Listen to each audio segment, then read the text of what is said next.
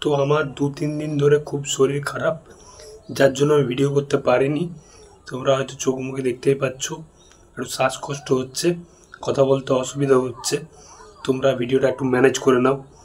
তো কালকেই জঙ্গলির টিজারটা এসছে, যেটা আমি রিভিউ করলেও করতে পারিনি, তো আজকে রিভিউটা করছি। তো জঙ্গলির টিজারটা আমার কেমন লেগেছে সেটা নিয়ে কথা বলবো, রিভিউ করব জঙ্গলির টিজারের। তো আমার জঙ্গলির টিজারটা কিন্তু ব্যাপক লেগেছে। মানে এখন যদি আমাকে কেউ 1, 2, 3 নম্বরে বাংলাদেশের ঈদে রিলিজ হওয়া সিনেমার একটা লিস্ট করতে বলে, তাহলে আমি 1 নম্বরে রাখবো বরবাদ, 2 নম্বরে রাখবো জঙ্গলি এবং 3 নম্বরে রাখবো দাগি। মানে 3টে সিনেমাই কিন্তু হাড্ডাহাড্ডি লড়াইয়ের সিনেমা হতে চলেছে এই বছর ঈদে।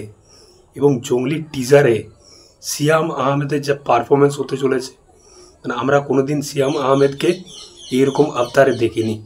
মারাত্মক একটা ভায়োলেন্ট আবতারে তাকে দেখতে পাচ্ছি। টিজারটা যখন শুরু হচ্ছে, ওই যেরকম আগুন আর ধোয়ার ডায়লগটা বলছে এবং যেরকম মদের বোতলটা তুলছে, ব্যাটটা বাইকে রাখছে, ব্যাপক। খুব ফাস্ট কাটে সিনগুলো লাগছে, কিন্তু ব্যাপক। এবং ওই যে জঙ্গলির যে টাইটেল ট্র্যাকটা, মানুষ নাকি পোড়া জঙ্গলি, ওই যে টাইটেল ট্র্যাকটা, ওটা কিন্তু বেশ হেভি হতে চলেছে।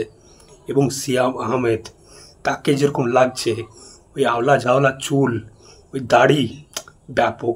এবং জঙ্গলির যখন ফার্স্ট প্রি টিজটা এসেছিল, দেখবে সেখানে তার লুকটা নিয়ে লোক অনেক ট্রোল করেছিল, আরে পুষ্পার মতো দেখতে লাগছে কতকটা।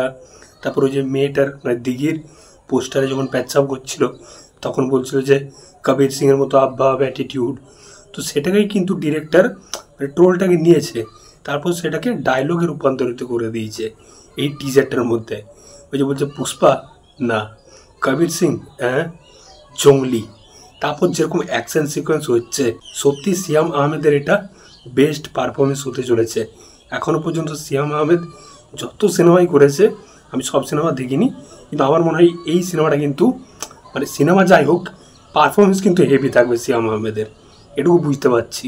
তো টিজার দেখে যে গল্পটা বুঝতে পারছি, যেখানে আমরা প্রি টিজারে যে গল্পটা প্রেডিক্ট করেছিলাম, ঠিক সেটা রয়েছে, জাস্ট একটু এখানে গল্পটা আর একটু বাড়িয়েছে টিজারের মধ্যে। সেটা হচ্ছে যেখানে সিয়াম আহমেদের যে ক্যারেক্টার, সে দিঘিকে ভালোবাসতো, খুব মানে মনে প্রাণে ভালোবাসতো। কোনো কারণে মেয়েটা তাকে বিট্রে করে, অন্য কোনো ছেলেকে বিয়ে করে, তারপরে জঙ্গলিতে পুরো পরিণত হয়ে যায় একটা জানোয়ার বিস্টে।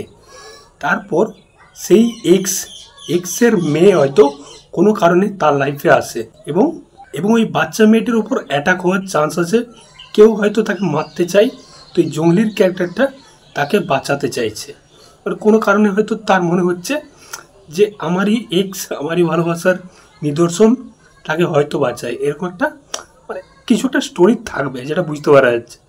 তো এখানে মানে সিয়াম আহমেদের একটা জায়গায় টিজার দেখবে, ওই যেরকম বাচ্চা মেয়েটার গলাটা চেপে ধরতে যাচ্ছে, ওইখানটাই এক্সপ্রেশনটা দেখবে, ব্যাপক ছিল সত্যি। মানে সিনেমা ওয়াইজ যাই হোক, এখানে পারফরমেন্স কিন্তু হেভি থাকতে চলেছে।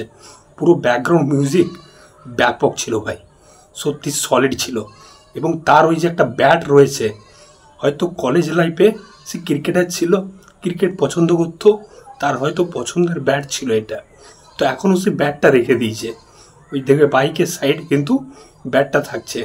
এবং একটা সিন রয়েছে যেখানে মেয়েটা কাঁধে চেপে রয়েছে, ব্যাটটা সাইডে রয়েছে এবং চশমা পরে সিয়াম, ওই জায়গাটা ভাই ব্যাপক লাগছে সত্যি।